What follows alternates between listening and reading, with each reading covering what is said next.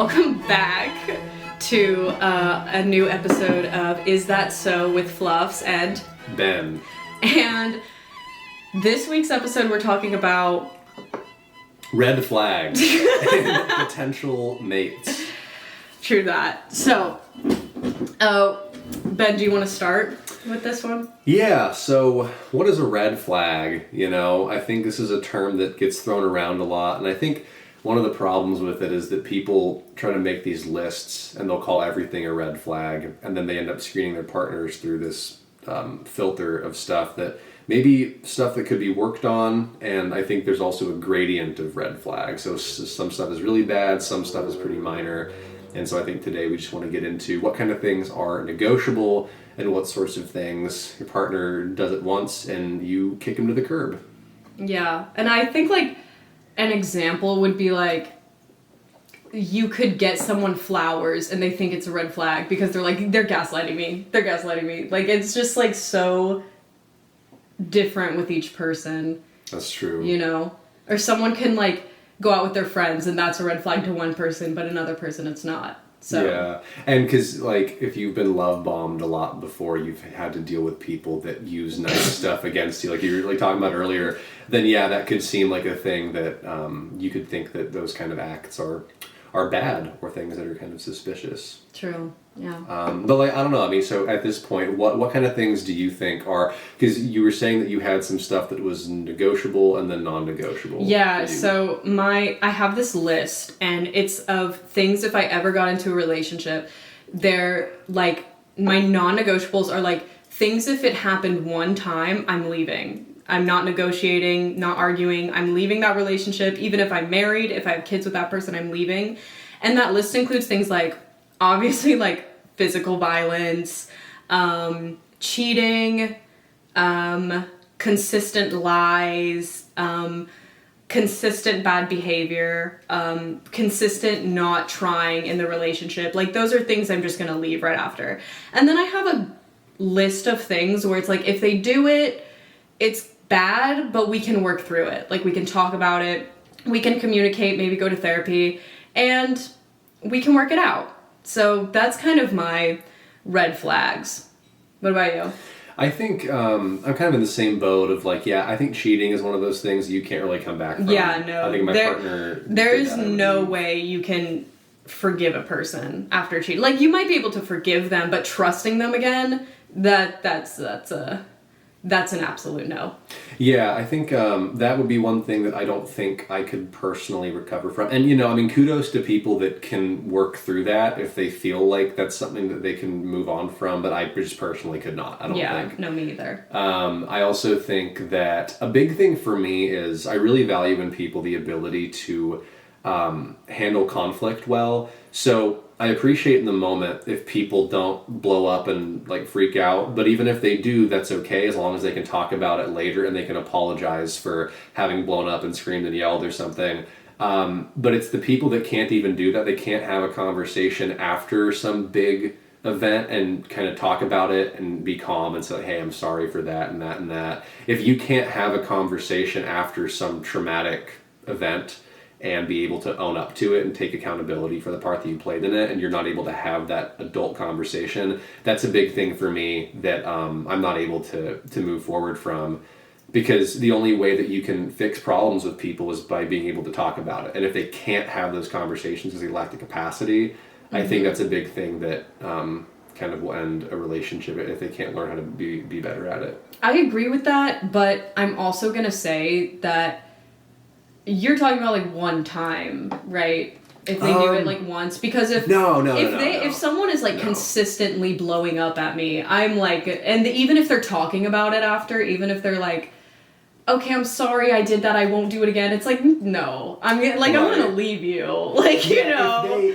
If I feel like it comes down to if I feel like they are genuinely making an effort to get better. Because we all start at different places, and so if people are coming from a background of certain kinds of traumas and stuff, we all are fucked up in various ways. So as long as a person is getting better from where they were and they're trying and they see improvement, that's what counts to me. But yeah, if they're not trying to get better about tempering their emotions or like whenever you're having a big fight and that's the moment where it counts the most to keep your calm, and they're just like, "Blah!" and they like freak out, and then later they're like, well, I'm not going to apologize for that. I definitely need people to be able to take responsibility for hurtful words and things that they've said. Yeah, so not taking responsibility for your own actions, huge red flag. And trying to turn it around on their partner and say, well, I'm sorry that you're just too sensitive. Gaslighting! Big thing. Gaslighting, manipulating. And that's both in friendships and in relationships too. People can do that if you come to them and you're like, hey, I wasn't okay with this, and they're like, oh, well, too fucking bad, like, fuck you. Yeah. That's a bad sign in their ability to handle conflict resolution. Yeah, no, I agree. But I feel like we should talk about red flags in a relationship, but also red flags when you're, like, getting to know someone. Like, when you first start talking to someone, dating someone, like, maybe when you meet someone, those first few months of, like, getting to know people. Because I feel like it's kind of easy to spot red flags in a relationship. Will you leave because of those red flags? That's up to you.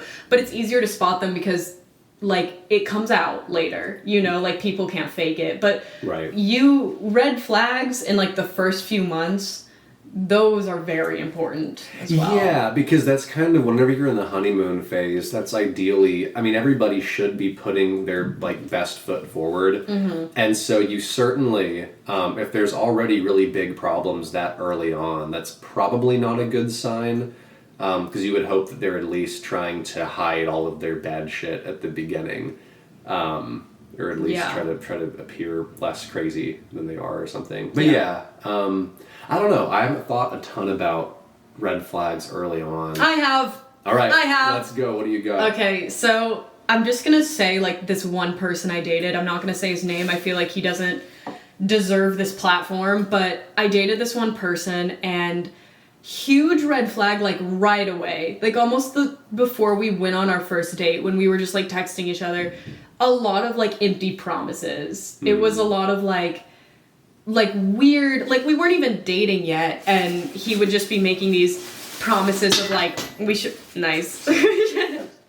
like, let's go here, let's do this, I'll do this, and, like, a lot of really weird, extreme things. Like, obviously it was love bombing, and I think that's where, like, at the time I was very young, okay, I was in my early 20s, and I didn't know, but I think when someone right away is, like, being very extreme with you, very big red flag to me. And I think it's contradicting, because a lot of people hear that or see that and be like, wow, this person must really like me. Or you'll be like, yeah, of course, I like me too. Why wouldn't they want all these things with me and want to do all these things? But it's like, you got to be careful with that. If it's too good to be true, it is. Yeah.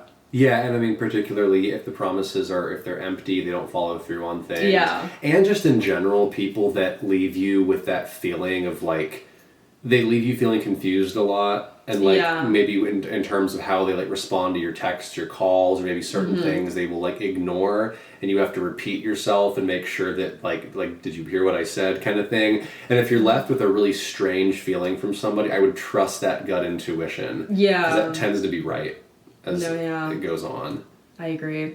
I can say that when I was in high school, I dated a girl, and within the first maybe month of dating, or maybe 2, she got really controlling about the clothes that I would wear, and she was really judgmental and picky about socks and, like, I don't know, just weird little stuff that was just kind of like, she's like, I don't like whenever you wear these socks, you have to wear these, and your jacket looks trashy, and you have to wear this, and it's just like, and I was 16, so I was like, oh, I'm sorry that my clothes are trashy, like, yeah, babe, I'll change my clothes for you, whatever, but now I look back and I'm like, that set a precedent of, like, this weird control thing.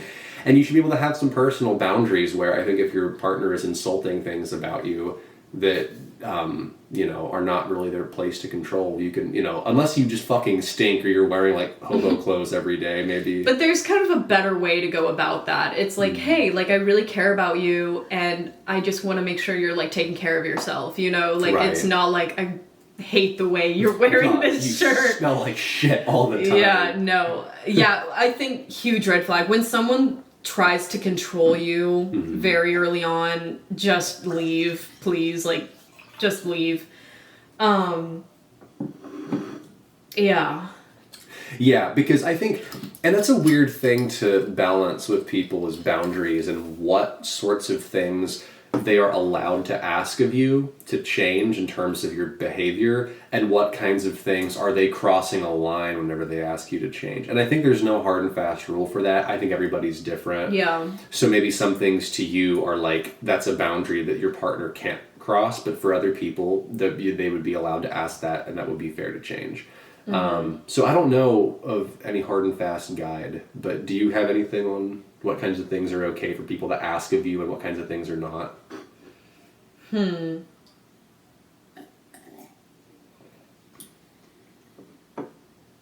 to think of that. Well, honestly, like, even in my worst relationships, they didn't really try to change me very fast. I didn't experience a lot of, like, they were trying to change me. Definitely made me feel crazy later on, but didn't try to, like, change me as a person. Okay. Like, they didn't comment on my clothes. They didn't try to, like, take away my time from people. But definitely, like, controlling down the line. But as far as when you first meet someone, like, I just haven't experienced that yet, you know? Yeah. Yeah, I think one of the things is, like, people, like, here's an example. I had a friend, and we're still friends, but we have a difference in terms of how we like to handle conflict. And I've heard this in relationships too, particularly with people. If you have an anxious attachment style and one has an avoidant, those are a really bad combination, because whenever you have a blow up, the anxious person will want to fix the problem as fast as possible, and the avoidant will want to just completely not talk and shut down, even cut contact for days or even weeks at a time, and leave the anxious person wanting to have some closure. And so if you're dealing with two people like that, you have to be able to compromise on it. Okay, if we have a blow up, maybe I as the anxious person will give the avoidant like this many hours or this long apart, but then the avoidant will say, then I will communicate with you after this length of time to not leave you hanging, type of thing, you know. And I think that's a big thing that I hear about whenever people date is, like, how do they deal with problems and anger and yelling and blowing up. And people are different. Some people want to solve it that day. Some need weeks to just go away and not talk. So I don't know. Yeah. Oh, I have a red flag.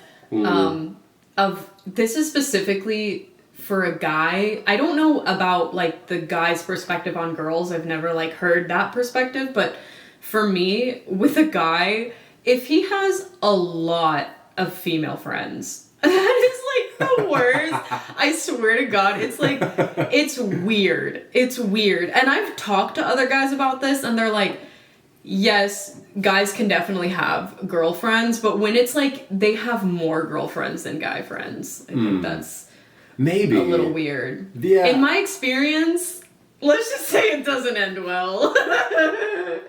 Yeah, I think that would definitely depend on the person, but yeah, I don't know any guys that have more girl friends than guy friends, but I'm trying to picture such a person, and that is weird to imagine. Yeah, and then it's like, they'll say, like, I just get along with girls more than guys, but then they've, like, slept with every one of their girlfriends. So I'm like, okay, this is beyond getting along with them at this point. Yeah, they get along really well. Yeah, a little too well. But I think it's also, it's good for guys to have friends who are girls too, so that you get to interact with people of all genders. And also it's a sign that I think if you're a girl and you're talking to a guy and he has, like, girl friends, that's a good sign for the girl, because you know, oh, well, like, at least he hasn't done, like, fucked up shit to these women, you know? Yeah, but I think there's kind of, like, a line that is to be crossed. It's like, I think all genders should be friends, but I think if you meet a guy who has had girlfriends and only girlfriends and has done things with these girlfriends, it's like, that's, like, on another level. Sure, because there is the equivalent of that where this table keeps moving, where guys will say things like, you know, if there's a girl and, like, all of her friends are, like, dudes pretty much, and especially if, like, she's, like, fucked them and stuff, that's also seen as kind of, like, not, like, a good sign. So I guess that goes both ways. Yeah, it does go. Sexes. Yeah, it does go both ways for sure. Because then once you start dating, they can't continue those friendships, especially if they banged them, because at that point it's like... Oh, another red flag is like, let's say they have a friend. Let's say you're dating a girl and she has a friend who's a guy and they've had a sexual history, but like it was in the past. Yeah. But she's not willing to set boundaries on that friendship when you guys start dating. Yeah, no, that wouldn't Huge be... red flag. Yeah. Huge red flag. Yeah. Anybody that you've had a past sexual history with, you need to be willing to not be in contact with your current partner. And that's another thing about what kind of boundaries are acceptable is like, is your partner allowed to tell you to not hang out with people? I think if you've had a past history with them, for sure. That's reasonable. That's reasonable. And I think also just gut intuitions matter. Yeah. Because like if you were like dating a guy and he tells you that he has a friend who's a girl and they're hanging out all the time, like that would feel weird, right? You're just kind of like that would just seem like... My ex did that. Yeah, it's fucked up. I think... And he cheated. It is possible to have a platonic friendship, but generally you should trust your gut and pretty much know, like, if you have a weird feeling about that person and their dynamic, it's fair of you to ask them, hey, can you not hang out with this person one-on-one because you guys seem to flirt and it feels strange. Yeah, and also like you kind of have to see it's like if that were me and I had, my boyfriend was doing that, it's not like I'm asking him to stop hanging out with all of his friends. I'm just asking him one friend. So I think like you have to see, are they asking you that because they want you to stop hanging out with people or just like that one person? Yeah. Is it a control thing or just like a boundary thing? For sure. Yeah, because you want your partner to be able to assert their boundaries well. And that's fair, and you should want that of them, because if they can't, then they will grow resentful towards you because they're not expressing their boundary, and then that resentment will come out in other ways down the line. Yeah. But you also don't want to let your partner control you. But I think sometimes the line between what is a boundary request and what is a control thing can be blurry, because I think some people might ask the same thing of you, but maybe in one case it's bad, in one case it's good. Yeah, so, I think how I differentiate, this might not work for every single case, but how I differentiate a boundary versus control is like, a boundary is, I will express my concern, and if you keep doing it, I will leave you. But a control is like, I'll express a concern, but if you keep doing it, I will stay with you and make you change. I think that's the difference for me with like a boundary and controlling. Yeah, I'd have to think on that, but that is interesting. I think the way that I generally put it, but I think I'm wrong about this because I think it's more complicated, but the way that I've generally thought about it is like a boundary is you telling a person like, you cannot come into my territory and make me do this. Whereas control is, you need to let me come into your territory and let me do this to you. Yeah. So a boundary is like defensive and control is offensive. But then a counterexample to that would be asking your partner to not hang out with a person of the opposite sex, because that is you going into their life and telling them what they can't do. But I would still call that a reasonable boundary. That's very reasonable. Yeah. That's like so reasonable. Yeah, for sure. Yeah. And if you have a problem with that, don't be in that relationship. Red flag. Red flag, leave. If your partner has fucked somebody and you ask them to stop hanging out with them and they're like, no, I can't. They're like, no, that's my friend. We're just a friend. Get out as fast as you can. And you say he's just a friend. Yeah. Leave that relationship. It's only going to get worse from there. Promise. Yeah. Oh, so sure. That's a very extreme red flag, though. Oh, for sure. Like, I don't know. What's another red flag you've noticed? I think that lying about past relationships or timelines is kind of weird. Because with this girl I dated, at the beginning of our relationship, she told me that she had broken up with her boyfriend over like a year or more before.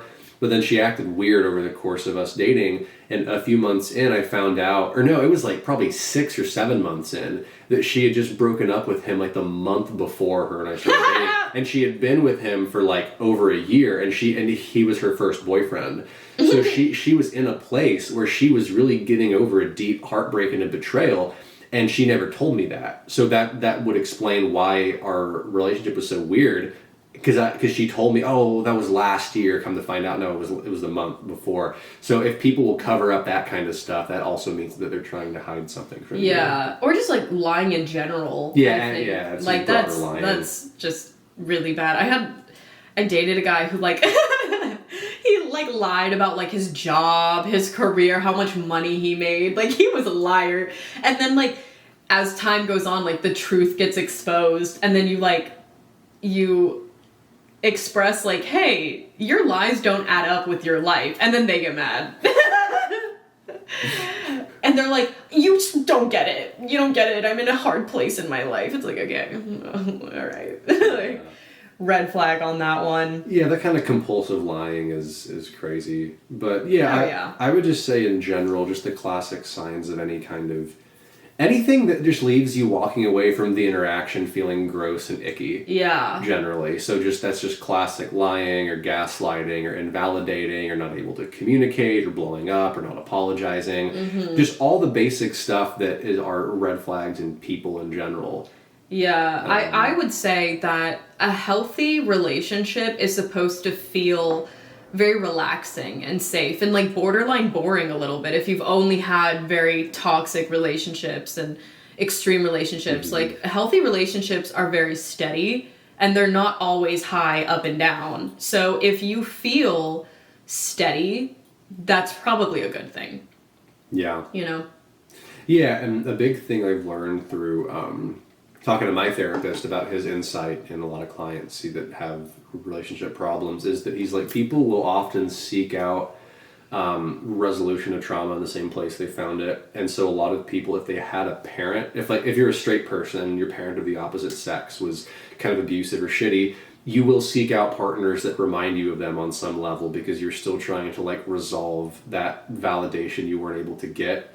And so this is why there's a lot of women that will get caught in cycles of dating men who are abusive because they typically had a father that was shitty or abusive. And so they'll keep getting with guys who will like hit them and stuff because there's something about the activation of their sympathetic nervous system whenever they see the guy and he sends off a red flag in them because like he reminds her of guys in the past who have abused her. But so she begins to feel that rise of cortisol and like adrenaline, but then she misattributes that to, oh, this must be attraction. I'm attracted to this guy. Yeah. And there's been a lot of studies to suggest that whenever women enter that state of mind and they have like a trauma response, they can identify that as being attracted to somebody. And then they keep finding themselves with guys that keep them in the same cycles. Yeah. So don't ever try to, if you know you have trauma, you should always try to just stay single. Just stay single forever. Stay single till you work on yourself, okay? Don't keep going. You know what I mean? And just be mindful of the trauma and try to see people clearly. Whenever you're dating a person, be like, am I trying to heal a wound, or is this really a person who's going to be good for me? Yeah. No, I agree. Yeah. Yeah. Okay. Other red flags. Within the relationship. Within a relationship. I think a big one for me is like if they stop dating you in the relationship. Like once they have you, they kind of stop trying. Mm-hmm. You know, like they stop taking you on dates. They're not like the same person they were in the beginning. Which I mean, like, of course you're gonna get into a relationship and it's gonna get comfortable. But I mean, they just kind of go cold turkey after like the first few months, after the adrenaline goes down and like the oxytocin goes down and they're like, oh, I already have her. I don't need to get her flowers anymore. I mean, this goes for guys and girls, you know. Yeah, once you feel like you have a person, you stop putting in the effort. You should always try to, which comes naturally, stuff kind of ebbs and flows, but I think that, you should always put an effort to make your partner feel dated and to make them feel like you want to, you're still excited to be with them and you want it to be fun and cool. And sometimes you have to make a deliberate, concerted effort to do that. Because if it's not coming naturally, there are times when you have to set time aside to talk about that stuff together and then go out of your way to do it. And that can feel forced, and sex can be the same way, I've read. that sometimes couples that have stale sex lives, their advice is to you should plan to have sex. Bad. And that Bad might advice. sound shitty, but I've read a lot of the time that tends to be how you carry on like a long, 10, 20 year plus thing with somebody. Maybe. Although I don't know. I've never been married for 20 years, so. Me either. That can be bullshit.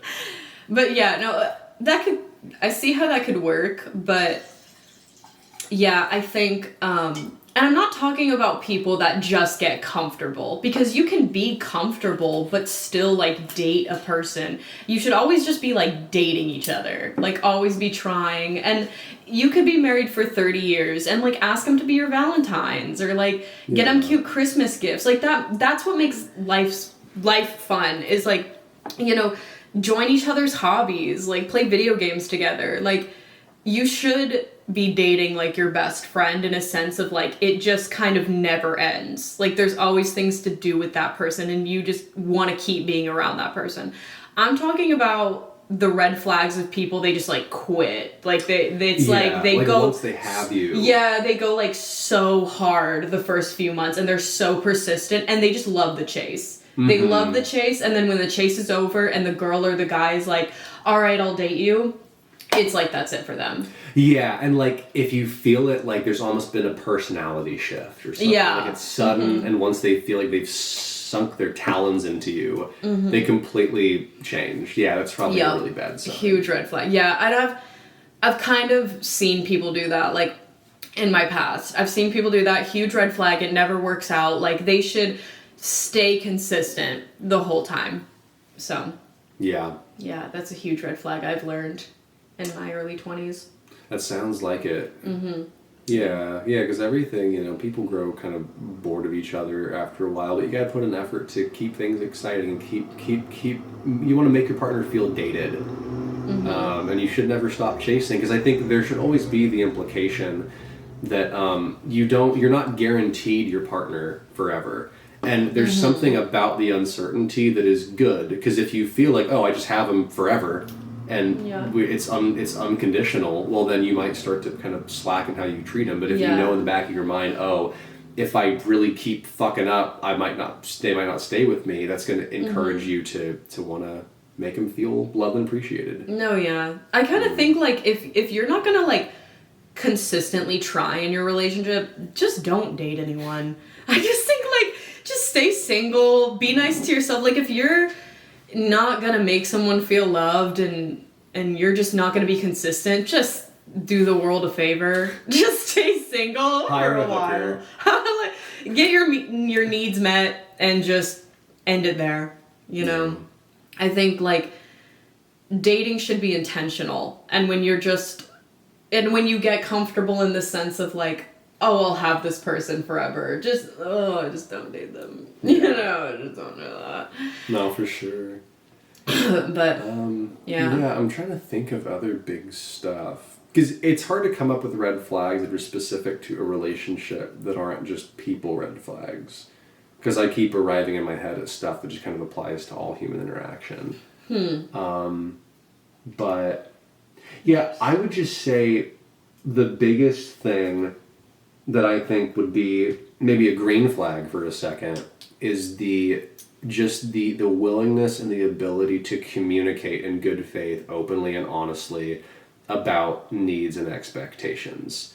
That is the single best thing. And so I guess the red flag would be the lack of that, a person that doesn't know how to convey to you what they're feeling. Mm-hmm. And if they're passive aggressive, if they're mad, but rather than say anything, they're just like, it's fine, and like they're not able to actually explain to you what's going on. Yeah. If you pick up on passive aggression from your partner, or the silent treatment. If anyone gives you the silent treatment, get out of there as fast as you can. I'm telling you right now. It's not going to get better.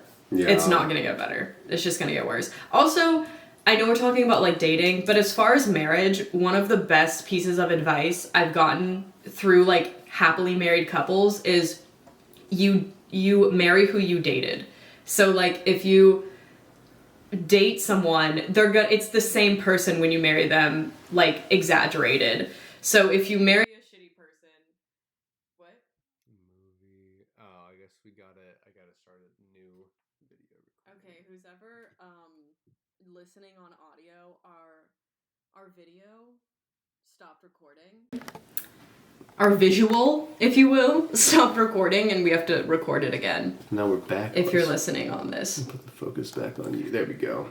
All right, we're back on video. Which means it's not working well. Anyway, what was I talking about? You were talking about in a marriage. Oh yeah, in a marriage, you marry the person you date, and so if you dated a shitty person, you're gonna marry a shitty person. Marriage does not change people. It doesn't make people better. It doesn't make people, like, it's not like you wake up after your wedding day and you're just this better woman, this better man. Like, you are really in it with who you dated before you got married. So really think about that. Do not think people change after marriage. Just assume they don't. It will save you a lot in your life, you know? Yeah, it's just the same old shit, because you get married and you wake up and it's just Wednesday, you know? It's just another, it's just a piece of paper. When people are like, marriage changes people, no, in what way? Give me an example. Like, you know, like, they can never give me an example. Like, marriage does not change you. It might change your time. Like, you spend more time with your partner, you live with your partner, you have more things involved with your partner, but, like, how does it change your personality? How does it change your morals or your values, you know? Like, if it's like, oh, now that I'm married, I want a family. It's like, well, you didn't when you were dating this person? Like, what do you mean? Like, you just have a total personality change whenever you walk down the aisle. Like, what were you doing when you dated this person? You know, like, when you wake up one day and you're like, I should respect people. Like, what were you doing before? You know, I was a piece of shit, but then I got married to my wife, and I want to stop hitting her now. It's like I discovered sympathy when I got married to someone. Like, what? Like, people don't do that, is our point. And so, like, the person you are dating right now, really look at them and think about how they're treating you and their behavior and their habits, and think, do I want to walk down the aisle to this person? Do I want to really spend the rest of my life with this person exactly how they are? Right. Yeah, because I think people think that if they just hold out and they get married, that's going to fix something. But it's like you were saying also about another one of your future prompts, which we don't have to totally dive into, but that a baby is not going to fix your thing. Yeah. It's the same thing with marriage, a baby. People think, oh, if I just do this giant change, it'll fix it somehow. It's not going to fucking do shit. No. And can I add that, like, it takes a very long time for people to change. So if you want someone to change, that's going to take a lot of growth and time. It takes years for people to change. And if you think it's going to happen in, like, 2 months, good luck with the rest of your life. Good luck.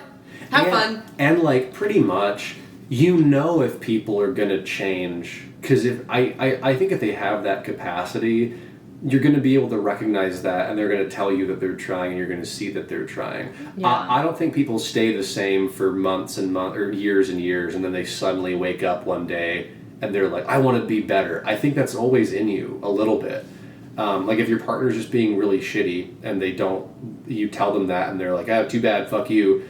They're not going to wake up one day and say, you know what, I think I'm really going to start trying to make you happier. I think everybody should try to always be striving to be better and be a better partner, and just be better company to be around, and be a better person for themselves. And I think you can pretty quickly identify that in people if they are into that kind of thing or not. Yeah. So I think how you identify that is you look at their actions more than what they're saying. I think that's a really big one. Like, people can always say they're changing and they won't do something or they will do something, but unless they're consistently doing it or not doing it, it's like, it's just words, you know? Yeah, and because, I mean, especially the more I've learned about neuroscience, the more human behavior just makes, like, a depressing amount of sense, because your brain is in very different parts. And so the part of you that's able to, like, self-reflect and self-report on who you are, it can be completely separate from the part of you that actually lives your life day to day. And so if you ask people in a lot of self-reporting what kind of partner they want, or what they want in a relationship or in life or whatever, they'll tell you how they want to present. they'll tell you what they think is the best thing for them to be thought of as and their ego and stuff. But then the next week, they could date a person who's just a total piece of shit, opposite of that. And so, yeah, people's actions are who they are. People's words can change from moment to moment. But action, we are what we do. Yeah. So. Truly. Yeah. Yeah. We are what we do. I'm going to be thinking about that. And whenever you ask people stuff, typically most people's words mean nothing. I think most people's words are them telling you about themselves, what they wish they were, what they want to be, what they want you to think they are. That's what words are by default. And I think whenever you meet that rare person whose words line up with their being and their actions, and they've earned the ability that whenever they say something, you know you can trust it, that's rare and that's badass. But by default, I think whenever people say stuff, you should just go, okay, we'll see. Because it could mean absolutely nothing. Just wait and watch people. Yeah. Yeah. I agree. You know, this really good quote I heard recently, or maybe like a few months ago, it was like one of the best quotes I've ever heard. And I don't remember who it was from, but it was like, confidence is not repeating affirmations, it's being exactly who you say you are. Yeah, that's good. And I was like, cool. Yeah, that rocked my world. That really did. But, yeah. Yeah, my friend Sean, a long time ago, he told me a similar quote, that confidence is not they will like me, but it's I'll be okay if they don't.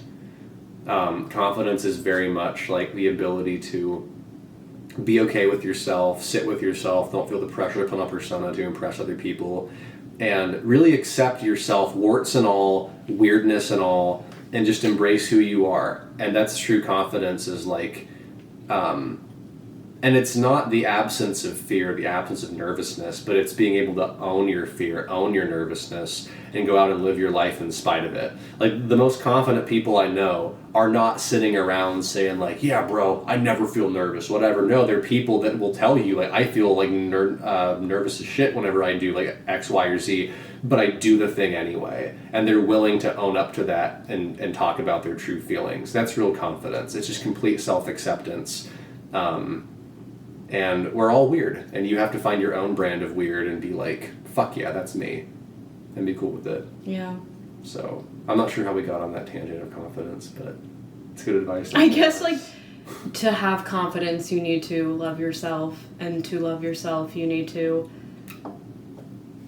know when to leave when you see red flags.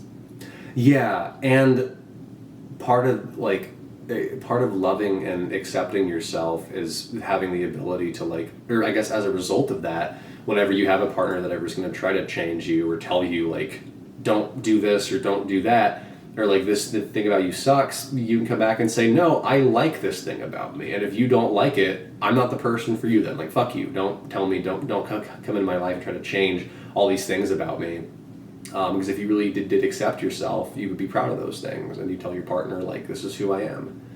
But then, of course, maybe there's some things that we should change, so it just kind of comes down to, I don't know. Who will accept you? Yeah, like, your personality and your character, like, that kind of stuff is stuff that you should accept. But then maybe, like, there's specific actions you do, like, maybe you have a problem with punching people in the face or something, and that can be a thing you can change. It's okay to change that. But don't change the core of who you are and your weirdness and your quirks, because there's only one of you. And for every person you see in the world who you're like, wow, that person's really awesome, people will think that of you if you just embrace your maximum level of weirdness and own it really well. Yeah. And honestly, it's better to be alone, like, as far as single, than to hide parts of yourself just for company. True. Mm-hmm. Very true. Yeah, because, if you put on a persona, assuming that people are going to like you, goddamn, it's getting hot in here. Hold on. Your roommates keep turning on the heater. Okay. Whenever you put on persona to impress a partner, they're going to fall in love, or they're going to be attracted to that persona. So then you're going to have to keep it up and spend all this energy playing a role, being a person you're not. Because people are afraid, if I'm myself, then maybe they'll reject me. But if you're yourself and they reject you, that's good, because I wasn't the person that you wanted to probably be with anyway, because you would have had to, be with them under a false pretense of playing a part.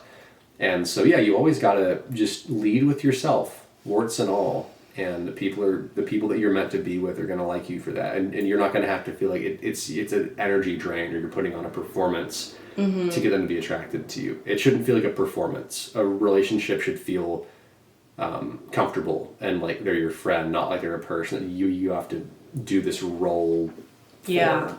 Yeah. And kind of like everything we said, as I get older and I meet more people, I've kind of learned that like a lot of people like don't take what we just said, or like they aren't what we just said, in a way of like a lot of people are just lonely. They just don't want to be lonely, so they'll kind of take anything. They'll settle for anything, and like they'll hide parts of themselves. They won't date the right person just for the sake of like they just want a companion next to them. Right. And so I think what goes along with like a good relationship, like in the end, is knowing your worth and how to be alone when you haven't found the right person yet, instead of changing yourself to find a person. Right. Oh, for sure. Yeah.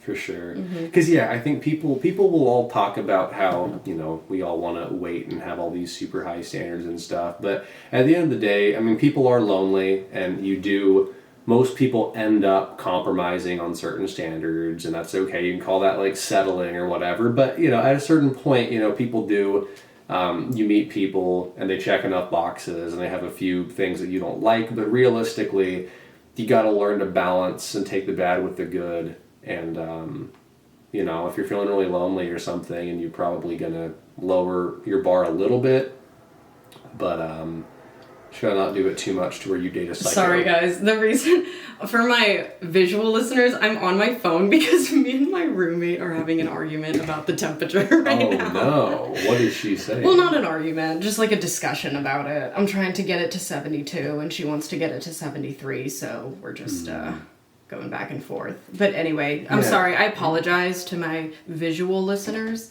if I'm on my phone. But what were you saying? About how...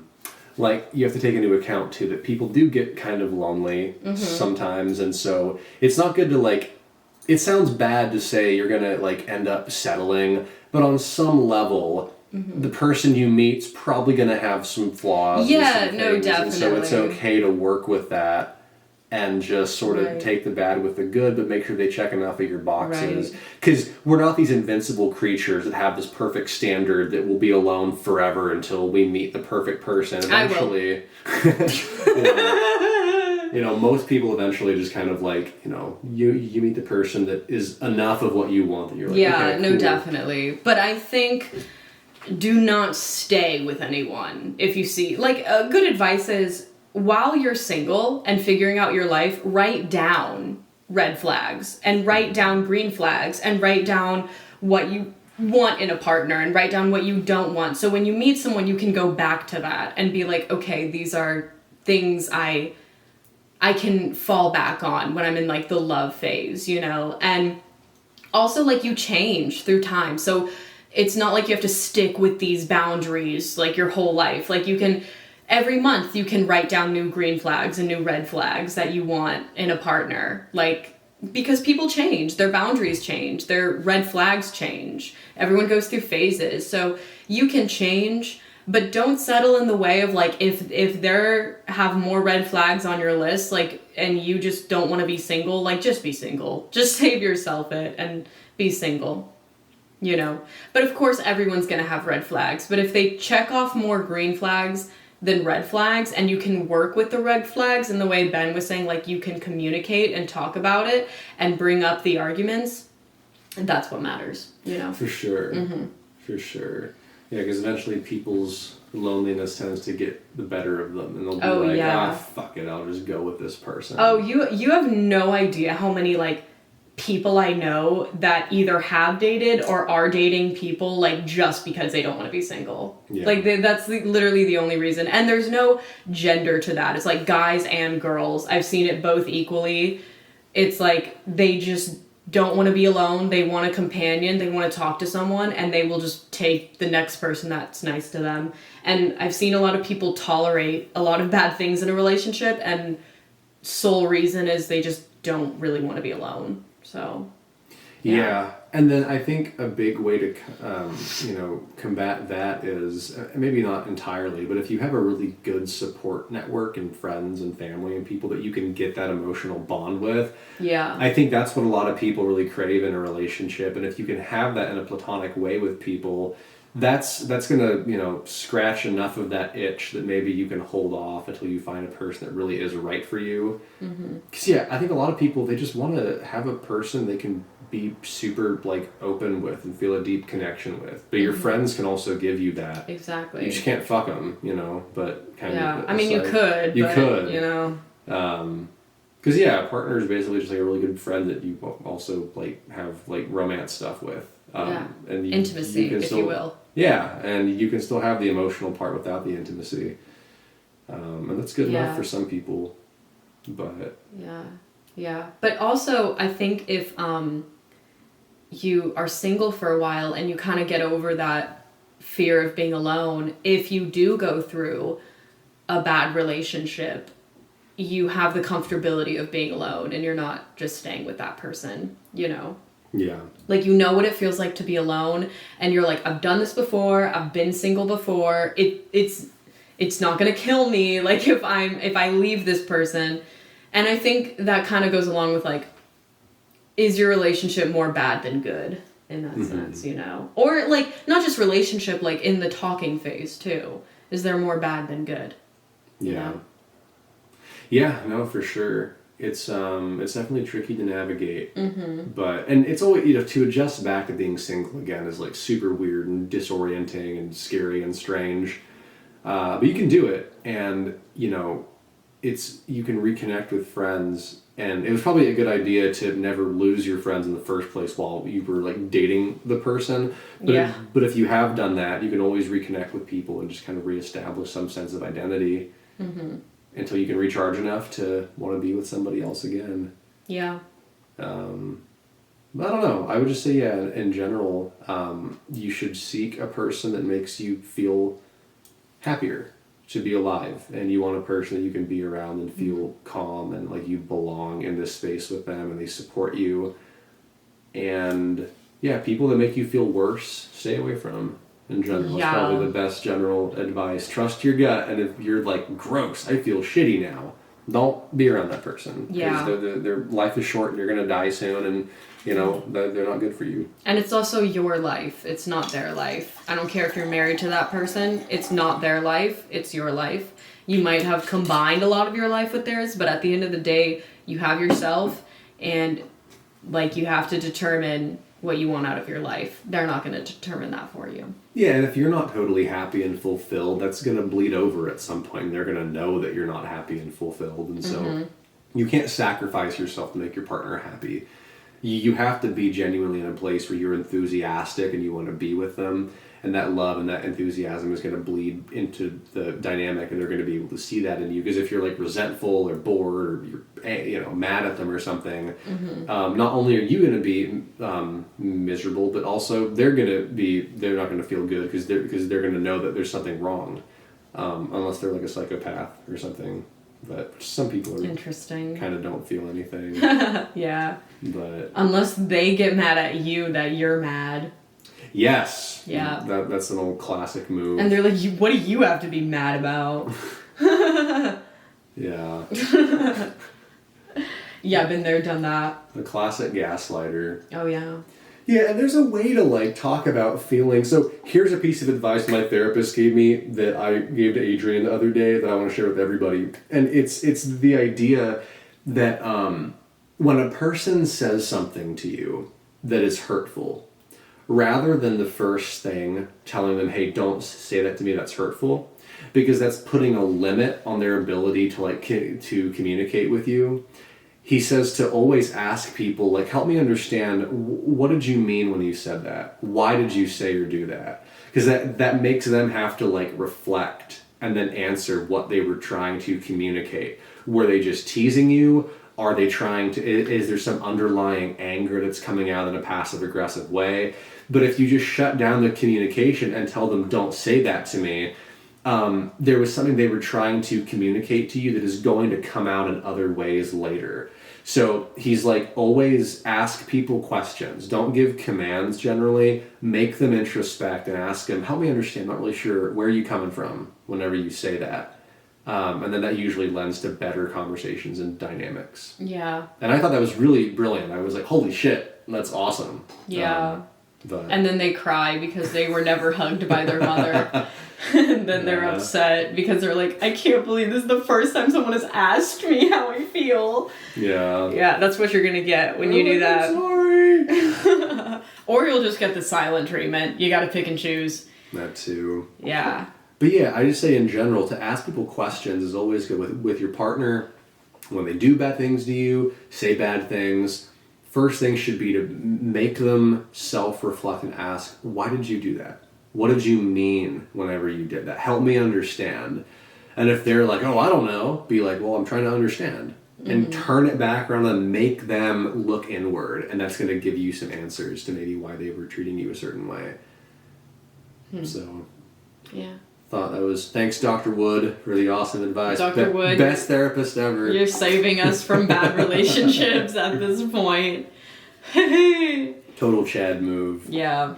I mean, I'm not in a relationship now, and I'm don't want to be, but I've definitely like learned my lesson with red flags, and now I know like enough to where I don't think I'll be in another toxic relationship, because I know I've been through it, and I know when to leave, and I know what the good and the bad is. You know, you live and you learn. You gotta go through it. You know. Yeah. But yeah. Yeah, for sure. I know, because I haven't been in a formal relationship in many, many years. And I feel like it's one of those things that, like, I'm aware now of how to navigate that better. And so I think that if and when I meet that person, I'll be able to do a better job, I hope. But of course, we're all going to fuck up. Every time we date a person, we're going to have a new scenario with new chemistry, and you're going to find new ways to make mistakes. But as long as you're willing to be like, to own them and be like, yeah, I'm sorry, and work to be better and have a partner that will do the same with you, that's the recipe to a long and happy marriage. And I hear the ability to laugh and have humor together is the best thing. If you can laugh together and always find a way to have fun. That's always what my grandparents told me was their key to being married for like 60-something years. Yeah. So. Yeah, no, it's true. You gotta like marry your best friend. And I know some people might be like, oh, we shouldn't take relationship advice from two singles. But if anything, you should be taking the most relationship advice from single people, because they're single because they're working on themselves, and they have boundaries, and they have high standards, and they're not just like talking to everyone. They're not just dating it all around. You know, they stop and they've learned and they've lived, and they're single because they're waiting for the right person. And so I think, if anything, I take more relationship advice from people like that than people that are just in, like, shitty relationships, you know? That's very true. You know? Because, God, it's like, I have met couples. Sorry. I'm about to roast people. I have met couples, and they're... Name drop. They just have the worst relationships, and, like, the like vocabulary they use to describe their spouse, and I'm like, just be single. Like, I will pay you to just be single. And I have seen people in their lowest places, and they're like, yeah, my boyfriend, and I'm like, God, I'm not taking advice from you. You know, I would rather take advice from a happy single person than a miserable person in a relationship. There you go. Yeah. The only advice you could take from a miserable person in a relationship is just do the opposite of whatever they've done. If they're like, wow, I put up with this, that, and that, then don't put up with those three things. Because that's how you end up wanting to kill your spouse. And then you're in prison, and then you can't do anything fun. Okay, wait. Okay. In prison. Do you know, speaking of the vocabulary people call their partners, you know the FDS people, what they call men? They call them scrotes. That's like scrotums? Yeah, that's their terminology. And then on the red pill, they call it women femoids. So I got the scrotes and the femoids. Those are kind of the two demographics. Those sound like eggs. Scrotes and femoids. Yeah, it's Yeah. like two species from fucking StarCraft or something. Yeah. Or like if slugs were on a football team, that's what they would sound like. Slugs on a football team, the scrotes and the femoids. Yeah, like two groups of slugs on football teams. And they're just like oozing towards each other at 1 mile per hour. At the worst fucking game of football. And the throw of is all like. time. It's just covered in slime. Oh, that's funny though. That's funny. It's like they're kind of making fun of each other. Yeah. You know? They're literally just a mirror image of their communities. And they're both their philosophies. Like in the Red Pill, they're like, women are incapable of truly loving a man. And then on FDS, they're like, men are incapable of love. And it's all the same thing, because some people are not capable of love. And if you've had a bad experience out there, that's no reason to think that everybody's like that, because, you know, maybe you had a bad apple, that sucks. But there's going to be a person out there that will love and appreciate you. Hopefully, unless, you know, you're one of the people that's meant to die alone, because that happens too. And if you are, okay. I'm sorry, but you know, it happens. Okay. Yeah. And you'll still be okay, because that's life. Because that's life. Sometimes you die alone. My question is to all the men out there that are like women are incapable of like love and they just want to cheat and sleep around. Why don't they just date men? That's a really good idea. You know? That's kind of what MGTOW does. It's short for men going their own way, MGTOW. and it's a bunch of dudes who just, they don't get involved with women at all. And a lot of them are gay, because they just want to go fuck men instead. So I'm like, hey. That makes more sense. And like to the women that are like men, just aren't capable of love, yes. Why don't you fuck women? Listen, here's the best thing. Every guy in the Red Pill should just be gay and fuck each other, and all the FDS women can all be lesbians. I feel like that would just solve everyone's problems. And then all that's left in the straight dating pool are going to be people that don't hate the opposite gender, and then we can all get along and have a good time. Yeah. I agree. Fuck you, Red Pill and FDS. Toxicity. Bad communities. Ben reads the Red Pill. For advice. I absolutely do not. Listen, I am more Red Pill than the Red Pill, okay? They want advice from me. Now, I have been on the Red Pill and FDS as of late, trying to do research for a YouTube video I'm going to make, which I will kind of shout out my channel. Sure. Roenn on YouTube, Roenn. I do politics and psychology. I'm coming out with a video on Red Pill gender stuff soon. Check it out. And not only does Ben read the Red Pill, he takes a Red Pill. I do. You know what I the Red mean? Pill. Yeah, I take it because it doesn't work unless I do it. So I gotta. Yeah, it goes both ways. Yeah. You know? Exactly. Yeah. I need that Red Pill. Women should be in the kitchen, and men should be out working. Mm-hmm. On construction sites. In the fields. In the field. Milking Dirty. Cows. Milking cows. Going to war, getting killed like the good old days. Yeah. They come home to their wives who are just, have a first grade education. Have no hobbies, yeah. Nothing. Their personality is their husbands go to war. They just sit and stare at the wall like this for 5 years until they come back. Yeah. How things should be. And then their husbands are all PTSD'd out, but because of toxic masculinity, they can't talk about it, so they freak out and kill their wives at some point. Mm-hmm. The glory days of America, the 50s. It was what awesome. went wrong? What could be wrong with traditional gender roles, Oh, Lord. We've gone downhill. We have to, I would say, make America great again. Yeah, make America submissive again. Make men soy boys again now. Make soy boys fighting wars again. Yeah. That's what we need. No, bad advice. We like the soy boys. We support the soy. Yeah, we like soybeans. We like the soy. We like soy.